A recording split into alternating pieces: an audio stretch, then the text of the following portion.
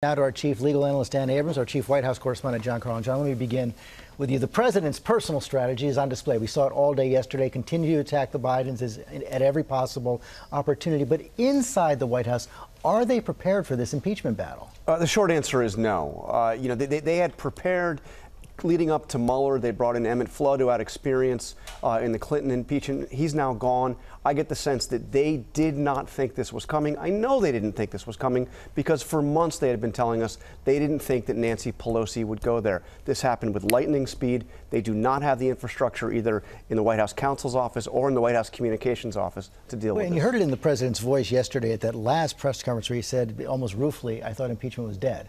He did not think this was happening. And it's interesting. You say he's defiant, absolutely defiant, but he seems a little bit spooked by it all and a little bit, uncharacteristically, kind of deflated and not in the fighting mode. I'm sure he will get there, but right now he's freaked out by this. Understandably, Dan, it seems like, and the White House is facing some second guessing over releasing that memo of the phone call because it does include damaging information. Yeah, I mean, I don't think there's any way to read that and not say it's bad for the president. You may say it's not necessarily a crime. You may say it shouldn't be impeachable, but there's no way to fairly read that and not say that this is a potential problem.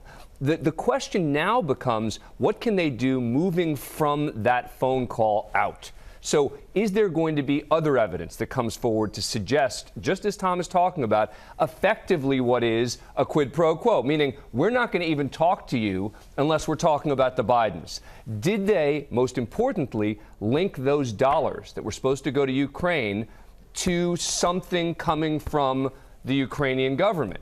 And those are the key questions now. So the phone call is really now the starting point, and they're going to be moving out from there to see, is there any other evidence that could be even more problematic? Dan says the starting point, John, and we're going to have new information within the hour. Yeah. This whole whistleblower complaint is going to be declassified, will be public, and according to some reports, it included conversations the whistleblower may have had with White House officials. That's new witnesses. New witnesses, and we understand the Inspector General interviewed other witnesses. This goes beyond the phone call, but I think an important point on this question of a quid pro quo, there is an issue here, a potentially impeachable issue, regardless of whether or not there was any effort at a quid pro quo. Simply the idea of the president asking a foreign leader to work with his attorney general to investigate a political rival. No question that's in and of itself. No question that's the case legally, right? Legally, you could still have a campaign finance violation just by solicitation alone.